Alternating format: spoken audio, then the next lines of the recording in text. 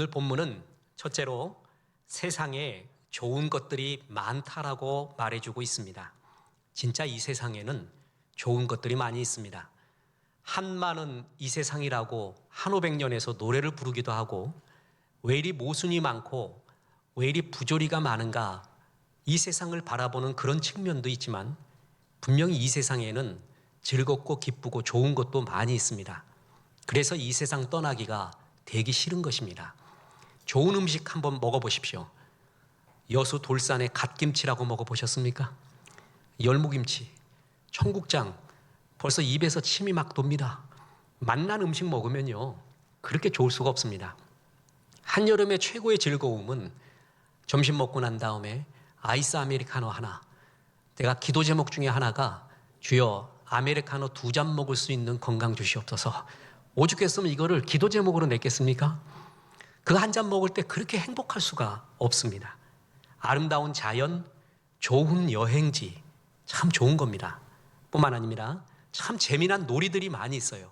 내 취미, 내 즐거움을 만족시켜주는 여러 것들이 여기에 있습니다. 뿐만 아닙니다. 문학이 있죠. 예술이 있습니다. 저는 하나님의 형상이라는 것, 문학과 예술을 볼 때 더욱더 느끼곤 합니다. 사랑하는 사람들이 있잖아요. 대화가 되고요. 이 세상에 참 좋은 것들입니다. 분명 이 세상은 좋은 것들이 많이 있습니다. 그런데 문제는요, 이 좋은 것들이 진짜 좋은 것, 진짜 위대한 것을 잊어버리게 만든다라는 것입니다. 그게 오늘 말씀의 주제입니다. 분명 이 세상에는 좋은 것들이 많이 있습니다. 이 좋은 것들의 정체가 뭘까요? 솔로몬은 이 세상에 좋다는 것을 다 경험해 봤습니다. 아니, 더 엄밀하게 말하면 하나님이 솔로몬에게 모든 것을 다 경험하게 하였습니다. 그리고 그 경험한 결과를 말하게 하였습니다. 보십시오. 전도서 2장 1절에 나는 내 마음에 이르기를 자, 내가 시험 삼아 너를 즐겁게 하리니 너는 낙을 누리라 하였으나, 낙을 누려봐라. 이 세상의 모든 즐거움을 가져봐라. 주님이 솔로몬에게 허락해서 시작이 됐어요. 그래서 이 세상에 있는 즐거움의 목록이 2절부터 쫙 나오는데 정말 공감이 갑니다. 이거는 분명히 즐거움이에요. 기쁨이에요. 2절에 보면 웃음과 희락이 나와요. 내가 웃음에 관하여 말하기를 이르기를 그것은 미친 것이라 하였고, 희락에 대하여 이르기를 이것이 무슨 소용이 있는가 하였노라. 웃음과 희락을 경험해 봤대요. 웃음과 희락은 모든 즐거움을 통틀어서 말해요. 즐거움이라는 말이에요. 기쁘잖아요. 즐겁잖아요. 그럼 웃어요. 희락이 있어요.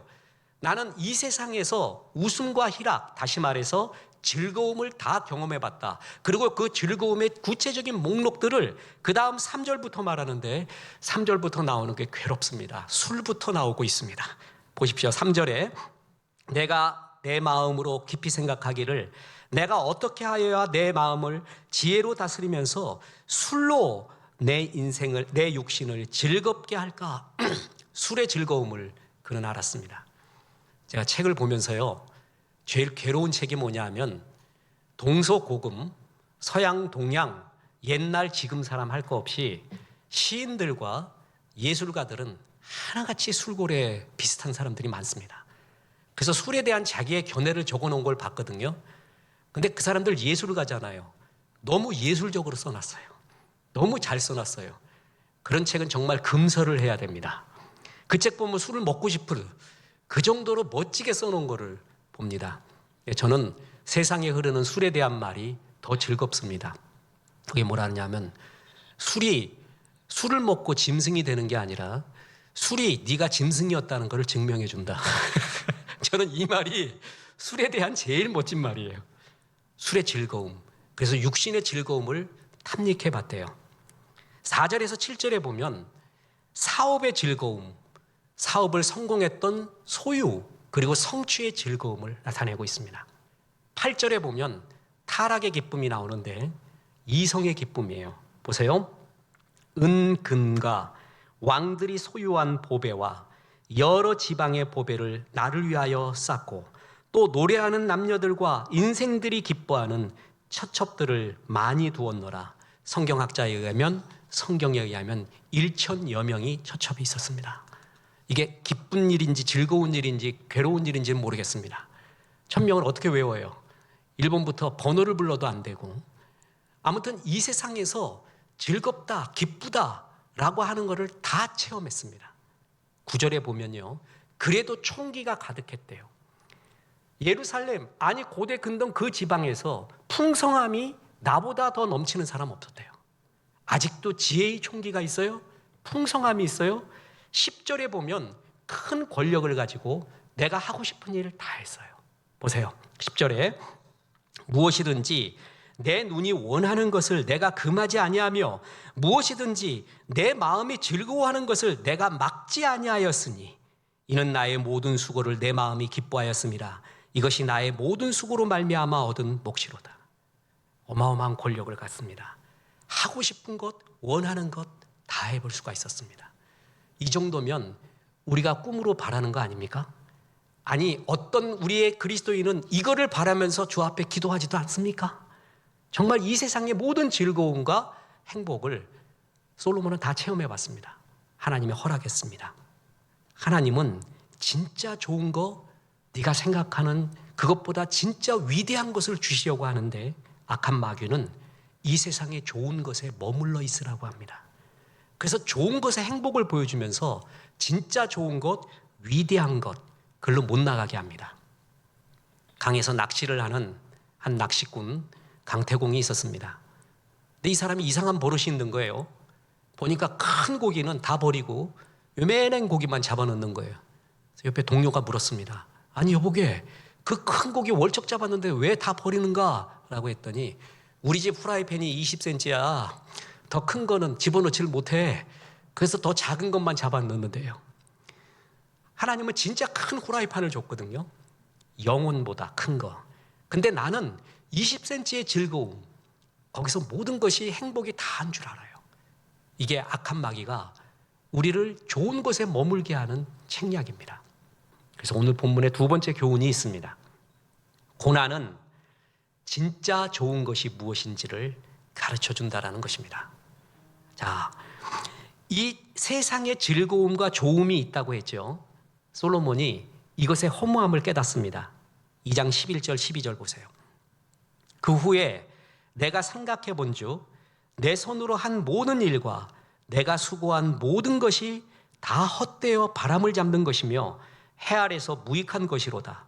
내가 돌이켜 지혜와 망령됨과 어리석음을 보았나니 왕 뒤에 오는 자는 무슨 일을 행할까?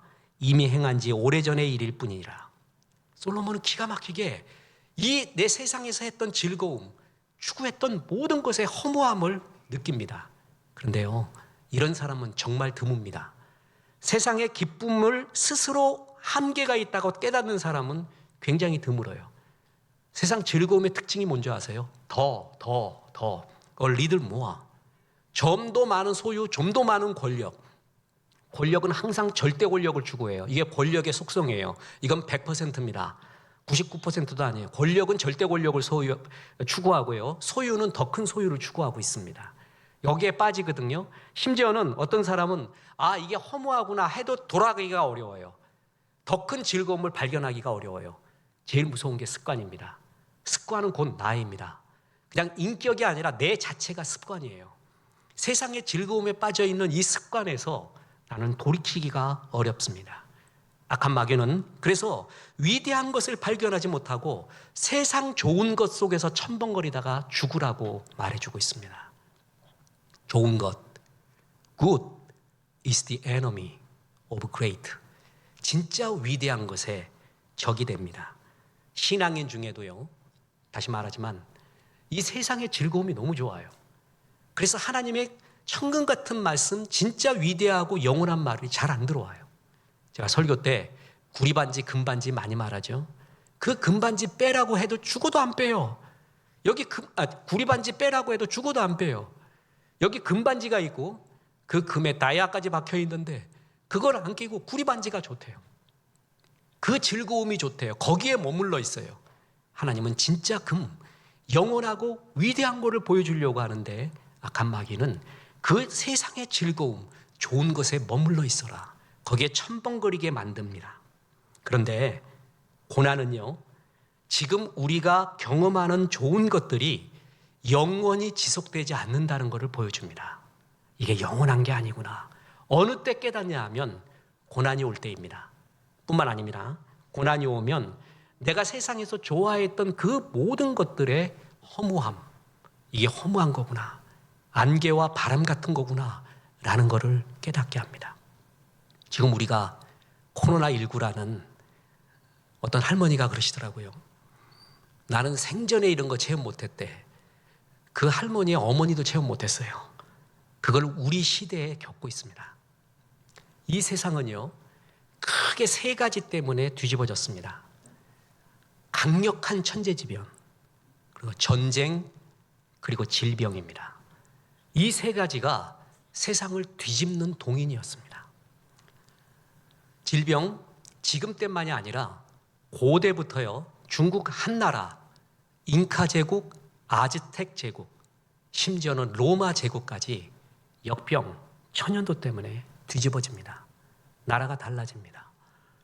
중세에는 흑사병이라고 패스트가 돌았죠. 그래서 3분의 1, 중세의 유럽의 3분의 1, 아니 학자에 따라서는 반. 그래서 중세 자체가 뒤집어집니다. 봉건제도가 없어지게 됩니다. 르네상스가 시작되고 산업, 금융, 자본주의의 태도가 시작이 됩니다. 뿐만 아니라 근래에 있어서는 1918년도에 스페인 독감, 그것 때문에 전쟁보다 더 많은 사람이 죽어갔잖아요. 그때 안보의 개념이 변하기 시작합니다. 나라의 안보라고 이야기하면 국방력과 경제력을 들었습니다. 그런데 백성을 지키는 이런 방역체제, 국가 방역체제, 그게 굉장히 국가 안보에 중요하구나라는 개념이 생기기 시작합니다. 질병이 세상을 바꿔갑니다. 전쟁도 바꿔가지만 지금 우리는 체험하지 못한 코로나19를 겪고 있습니다. 이 다음에 어떤 세상으로 변해갈까 아무도 모릅니다. 지금 추측하기로는 더 강력한 디지털 스마트 디지털 시대, 지금 디지털 시대, AI 시대, 인공지능 4차 산업의 시대지만 이것을 더 가속화시킬 것이다. 강력한 스마트 디지털 시대라는 것이 거의 학자들의 동일한 의견들입니다. 그걸 뭘 의미하는가? 그러면 교회는 어떻게 해야 되는가? 사람들은 어떻게 해야 되는가? 아직도 모르는 경우가 많이 있습니다. 그러나 분명한 거는 우리 시대에 살아있는 우리 때 이걸 겪고 있습니다. 하나님의 강력한 사인인 것은 분명합니다.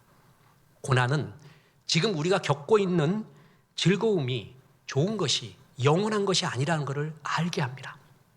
뿐만 아니라 우리가 겪고 있는 이 즐거움의 허무함을 보여주고 있습니다. 그게 고난의 의미입니다. 그러면 끝으로 중요한 하나님의 말씀, 오늘의 교훈의 결론이 있습니다. 진짜 좋은 것, 영원한 것이 무엇일까요? 그것은 첫째로 인간은 영혼의 존재라는 것입니다. 이 세상의 육체, 육신, 즐거움, 이 세상도 좋은 거 많습니다.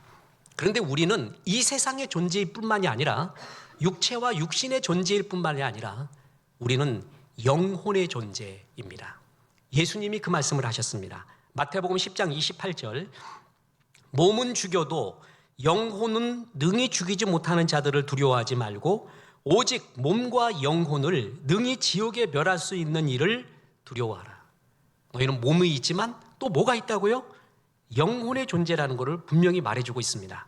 뿐만 아니라 전도서 12장 7절에 보면 흙은 여전히 땅으로 돌아가고 영은 그것을 주신 하나님께로 돌아가기 전에 기억하라.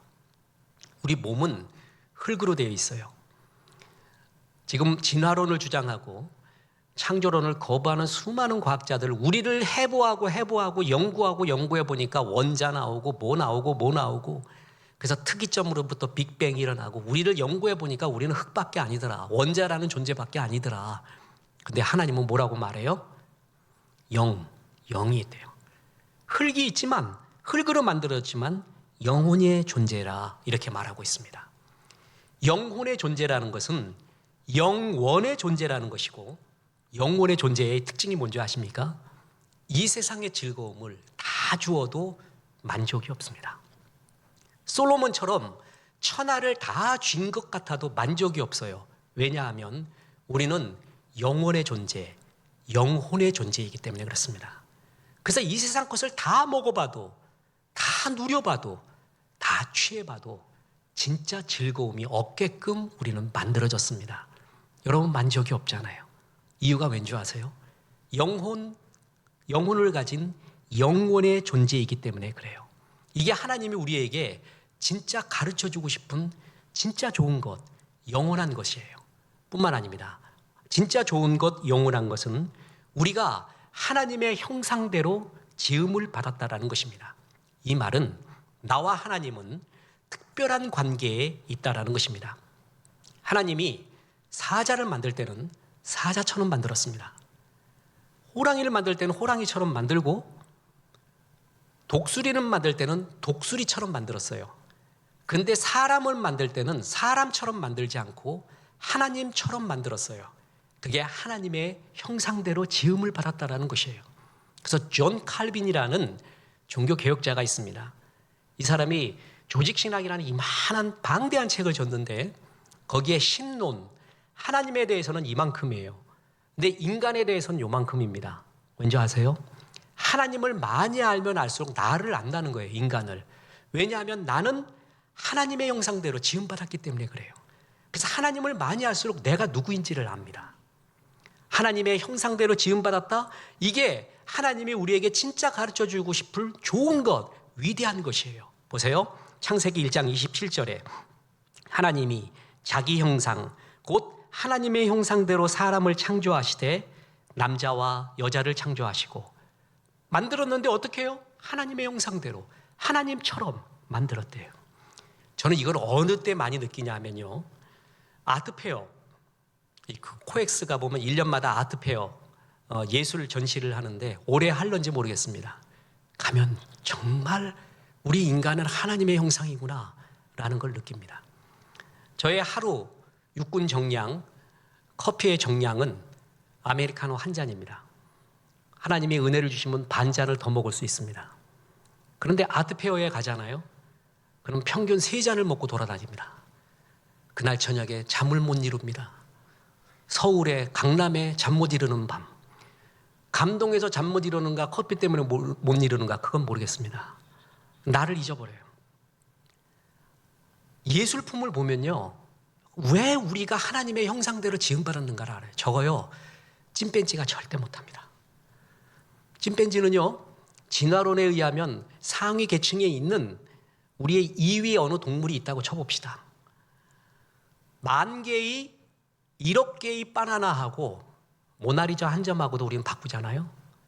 찐뺀지는 바나나 하나와 모나리자를 안 바꿉니다. 너무 차이가 나요. 저거는 인간 아니 하나님의 형상 아니면 예술 저 활동은 못합니다. 문학을 보세요. 시에서요, 소설에서 아이러니라는 게 나와요. 참 그 아이러니를 느낄 때 이거 시쳇말로 환장해버립니다. 어떻게 인간이 이런 말을 할 수가 있을까? 이런 걸 코안해내고 생각할 수 있을까? 하나님의 형상 정말 느끼곤 합니다. 나는 그냥 만들어진 게 아니구나. 내 생각으로 우연으로 이렇게 만들어지지 않았구나. 하나님의 형상대로 지음받아서 이걸 느끼고 생각할 수 있고 고안해낼 수 있는 거예요. 우리 인간은 이런 특별한 존재다. 하나님의 특별한 사랑과 특별한 관계 속에 있는 존재다라는 것을 하나님이 가르쳐주고 싶어요. 이게 하나님이 우리에게 진짜 좋은 거를 주고 싶어요. 그래서 네가 제일 행복할 때, 네가 제일 만족하고 제일 아름다울 때가 뭐냐면 하나님과 동행할 때입니다. 왜냐하면 나는 하나님의 형상대로 지음받아서 하나님의 것을 많이 받을수록, 영원을 많이 받을수록 진짜 즐거움이 있어요. 그래요. 세상에 즐거운 일 많이 있어요. 분명히 기쁜 일이에요. 나쁜 일이 아니에요. 좋은 일이에요.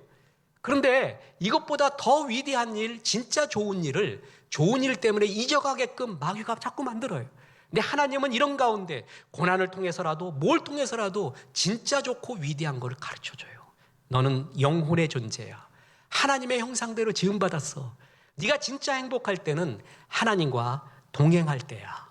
그런데 하나님과 동행하도록 만들어지고 이때 제일 행복하도록 만들어졌어요. 그게 에덴의 의미예요. 에덴 동산이라는 말의 뜻이 우아한 기쁨, 황홀한 기쁨이라는 뜻이에요. 진짜 우아한 기쁨, 황홀한 기쁨이 뭐냐 하면 하나님과 동행하는 때예요. 그때가 제일 기쁜 거예요. 그런데 그 하나님을 거부하고 내가 주인이 되었어요. 내가 왕이 되었어요. 내 마음대로 살고 내 기쁨의 좋은 것들을 추구해 가기 시작했어요. 그거를 죄라고 합니다. 자, 보세요. 요한복음 16장 9절에 죄에 대하여라 함은 그들이 나를 믿지 아니하며 하나님을 떠나서 자기의 즐거움, 자기가 주인 되어 살아가고 자기만의 행복을 추구해 가기 시작했어요. 이거를 성경은 죄라고 합니다. 이완용 잘 아시죠? 이완용은요, 그 시대의 최고의 인재였습니다. 촉망받는 젊은이였습니다. 24살 때 과거에 장원급제, 문과에 급제를 합니다. 그래서 정계에 들어선 지 3년 만에 정삼품에 오릅니다. 고종이 그를 너무 총애해서요, 아들인 순종의 스승되게 만들었습니다. 그가 나이 30살 되었을 때요, 유경공원에 보내서 영어 배우게 합니다.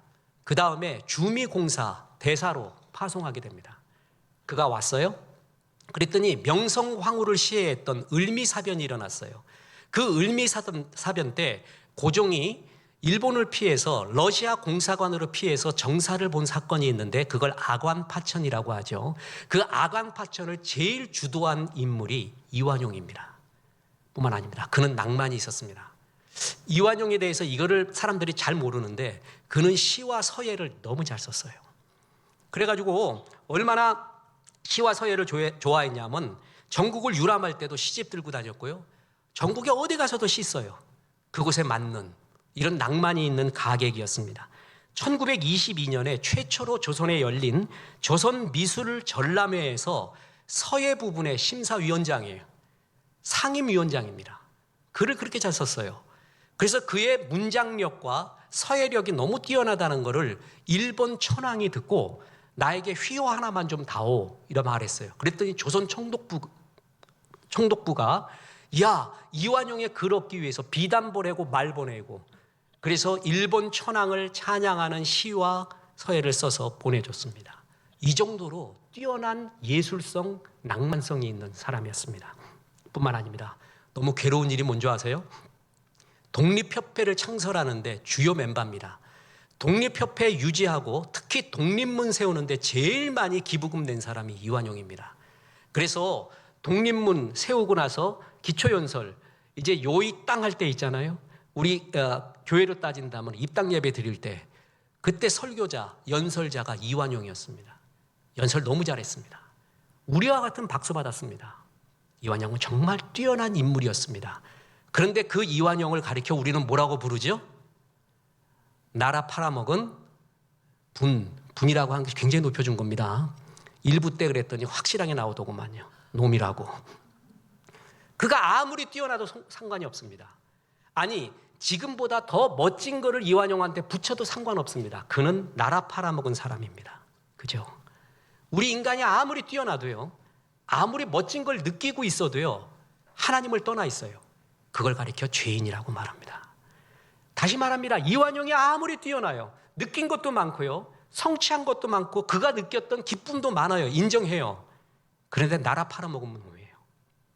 우리가 느끼고 이 세상에서 즐거워했던 많은 일도 있습니다. 인정합니다. 근데 하나님을 떠나 있어요. 그걸 죄인이라고 합니다. 죄에 대하여라 함은 저희가 나를 믿지 아니하며 하나님을 떠나서 내 마음대로의 기쁨과 내 마음대로의 행복을 추구했던 주인 되어가는 존재, 그게 바로 죄인의 모습입니다.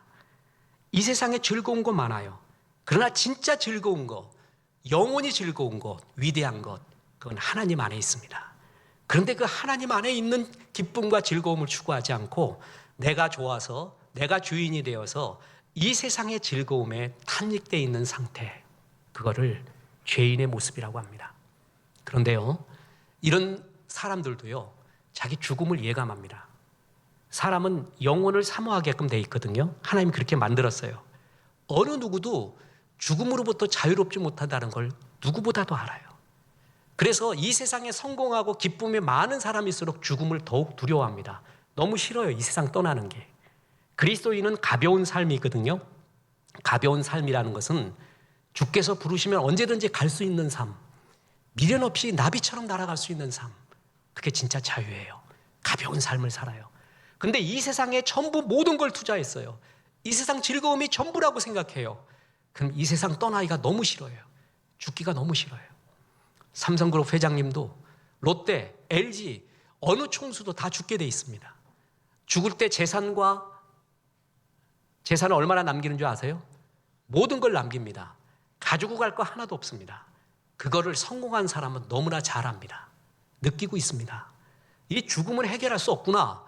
이 세상 즐거움은 한계가 있구나라는 것을 너무 잘 알아요. 근데 하나님이 정말 위대한 걸 준다 그랬죠? 영혼의 존재에 죽음 이후의 세계를 벌써 보여줬어요.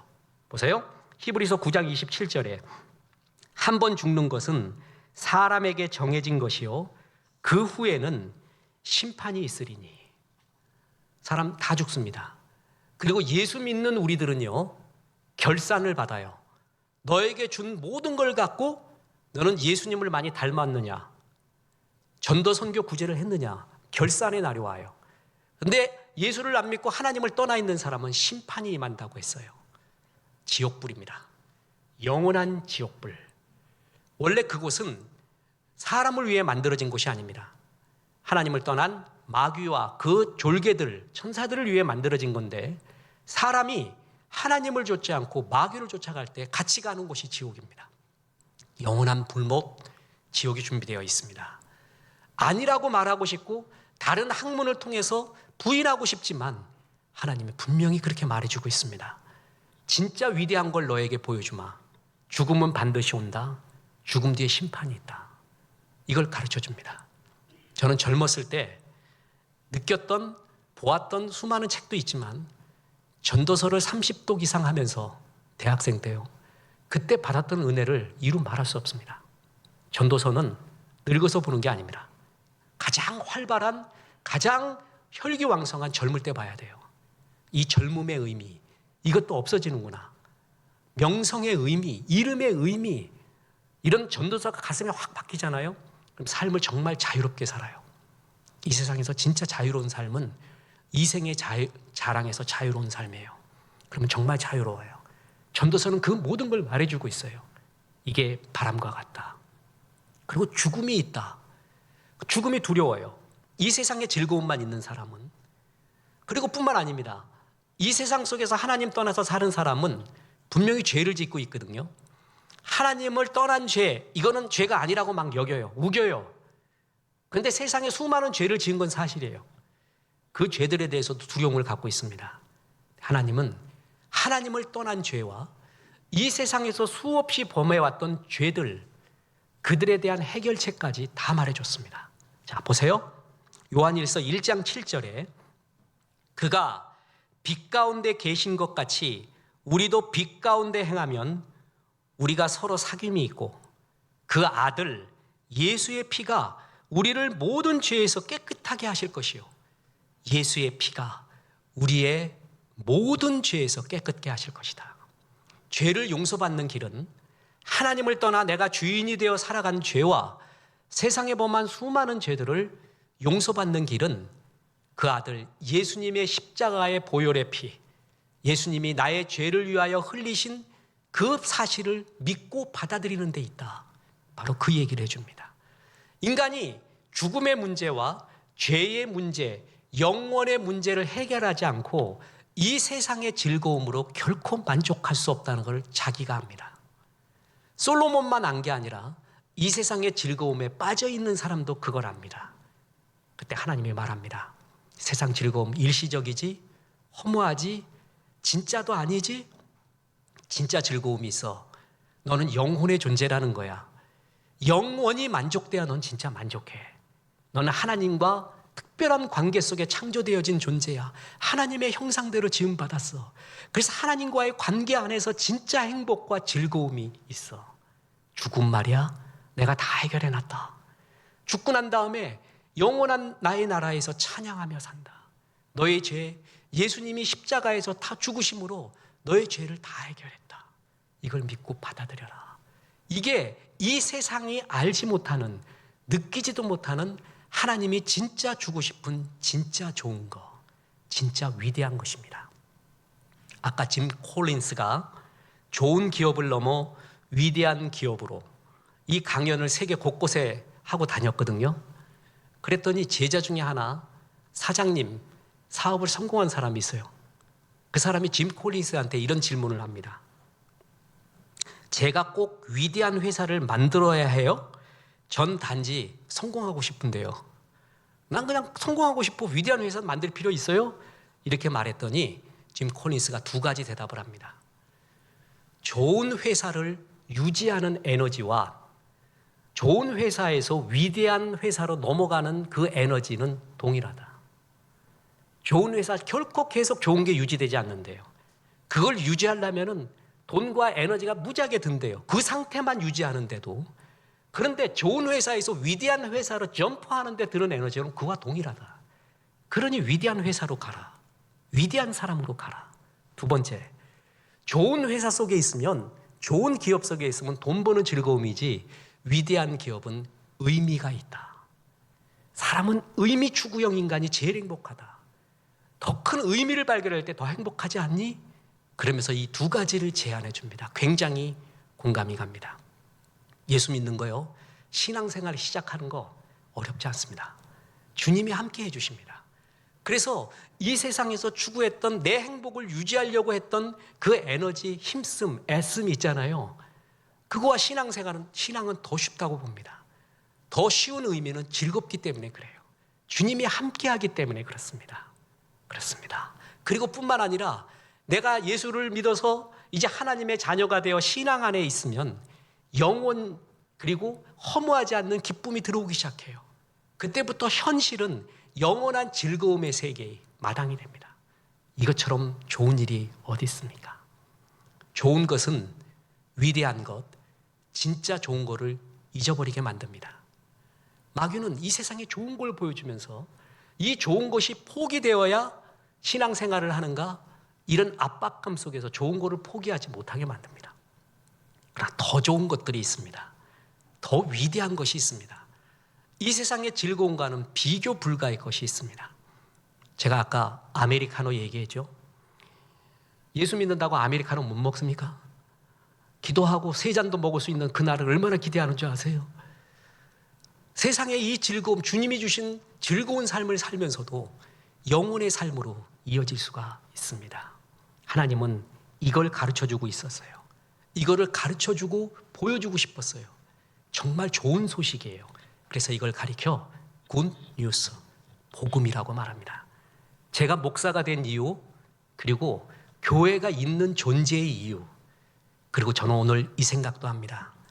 하나님이 당분간이라도 방송 예배를 허락한 이유, 지금 이 말씀을 듣기 위함입니다. 방송 듣고 있는 모든 가족 여러분, 모든 사람 여러분, 주님이 오늘 불러서 이 말씀을 주었습니다. 거부하지 마십시오. 그러면 지금 이 순간 그 예수님을 받아들여서 하나님의 자녀가 될 수 있습니다. 하나님을 떠난 죄와 수없이 범한 죄들을 용서받고 하나님과 동행하게 되고 영원한 삶을 사는 시작을 지금 할 수 있습니다. 그거를 영접한다고 합니다. 요한복음 1장 12절에 영접하는 자, 곧 그 이름을 믿는 자들에게는 하나님의 자녀가 되는 권세를 주셨으니 라고 말했습니다. 내가 하나님 떠난 죄 속에 살고 있었습니다. 현실에서 수없이 범한 죄들 속에 살고 있었습니다. 이제 그 하나님 믿기 원합니다. 예수님이 나의 모든 죄를 짊어지고 십자가에서 죽으심을 믿습니다. 그 예수님을 받아들입니다. 내 속에 들어오셔서 내 죄를 용서하시고 하나님의 자녀가 되게 도와주옵소서. 그거를 영접이라고 합니다. 지금 영접할 수 있습니다.